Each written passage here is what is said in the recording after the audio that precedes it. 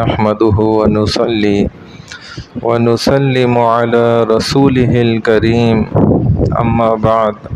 فأعوذ بالله من الشيطان الرجيم بسم الله الرحمن الرحيم۔ انسان میں 3 قسموں کے نفوس ہیں جن کا ذکر کیا جا رہا ہے۔ سب سے پہلا وما ابرئ نفسی ان النفس لامارۃ بالسوء، جو حضرت یوسف علیہ السلام نے ذکر کیا کہ میرا نفس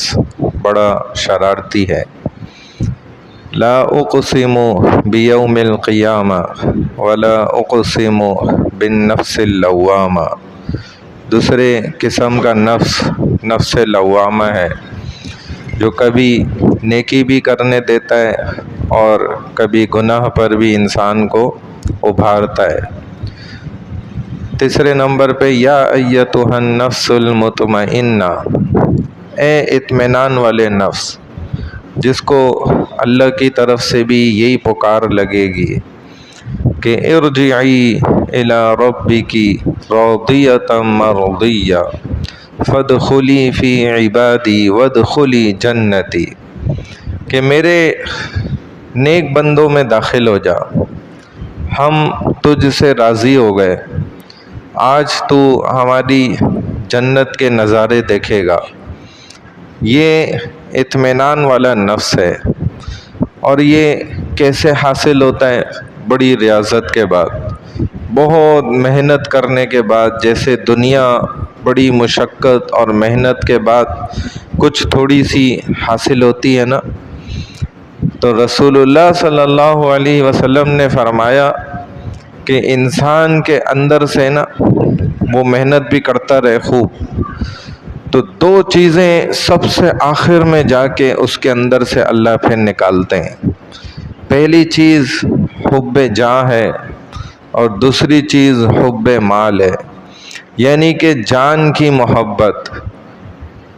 یعنی کہ تکبر، کہ میں گویا ہمیشہ زندہ رہوں گا، مجھے کبھی فنا نہیں ہونا دنیا سے، مجھے کبھی مرنا نہیں ہے، مجھے کبھی موت نہیں آئے گی، میں تو گویا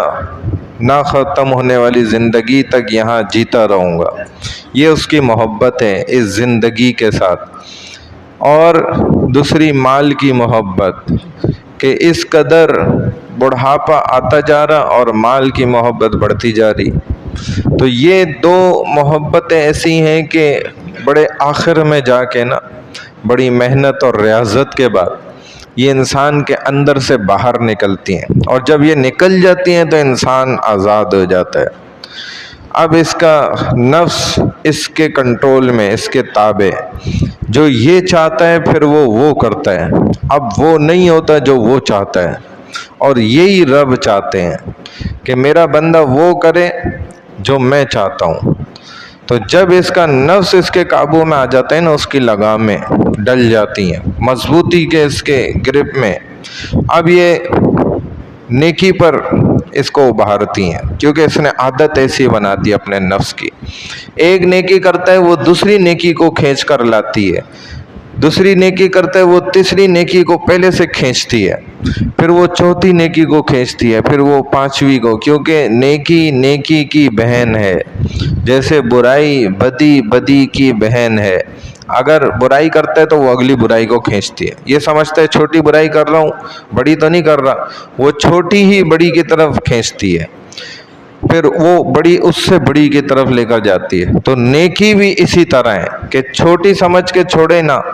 کری اس نے وہ بڑی کی طرف لے کر جائے گی، پھر وہ کرے گا اس سے بڑی نیکی، تو یہ اس کا نفس اب کیا ہو جائے گا؟ اس کے کنٹرول میں، اس کے تابع، اب اپنی مرضی سے اپنے نفس کو نا نیکیوں کے درجات پہ چڑھاتا چلا جائے گا، اور رب اس سے بہترین انداز میں راضی ہوں گے۔ تبھی تو اللہ والوں کو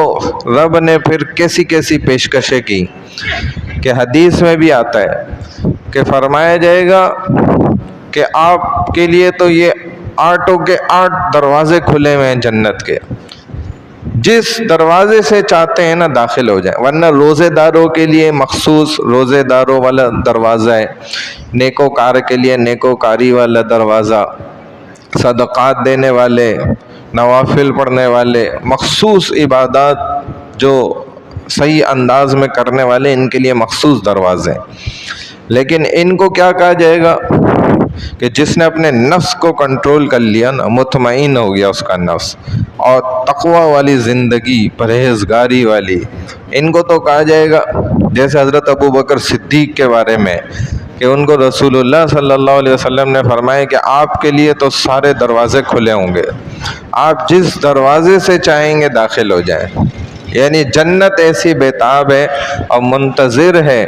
ان لوگوں کے لیے۔ تو ایسے اللہ والے بھی دنیا میں گزرے ہیں۔ ایک بزرگ کے متعلق بھی یہی سنا کہ جب انتقال کا وقت قریب آیا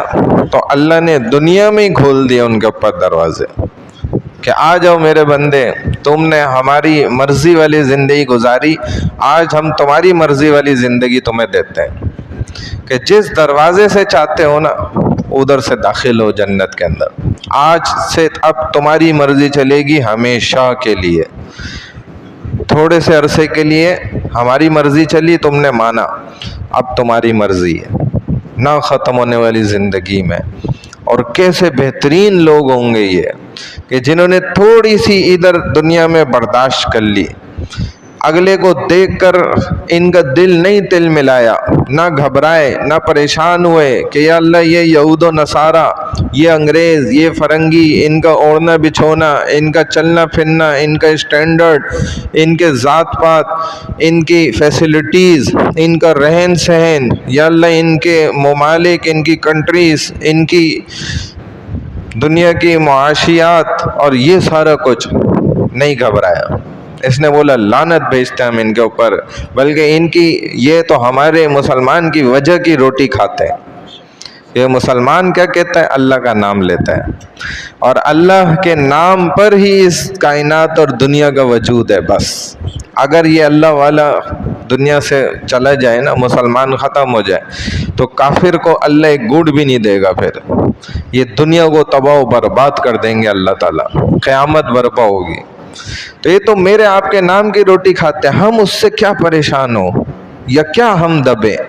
تو مسلمان تو اس دنیا کا اصل کیا ہے؟ راج کرنے والا ہے۔ اللہ نے اس کو ایسا بنایا، صرف اس نے ایک قدم ادھر نفس پہ رکھنا ہے اور اگلا قدم اس کا جنت کے اندر ہے۔ اور یہ قدم ہم رکھتے ہوئے جو ہے نا بہت تکلیف ہوتی ہے، کرنا پڑتا ہے۔ تو نفس جب محنت کرتا رہے گا نا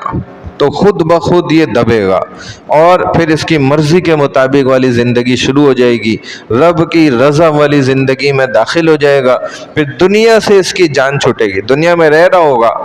یہاں کی ضروریات بہت زیادہ جو ضروری ہیں نا بس ان پہ کفایت کرے گا اور اپنے رب کو خوش کرتا رہے گا۔ اللہ ہم سب کی زندگی بھی ایسی بنا دیں۔ سبحان اللہ و بحمدہ، سبحانک اللہم و بحمدک، نشہد ان لا الہ الا انت، نستغفرک و نتوب الیک، برحمتک یا ارحم الراحمین۔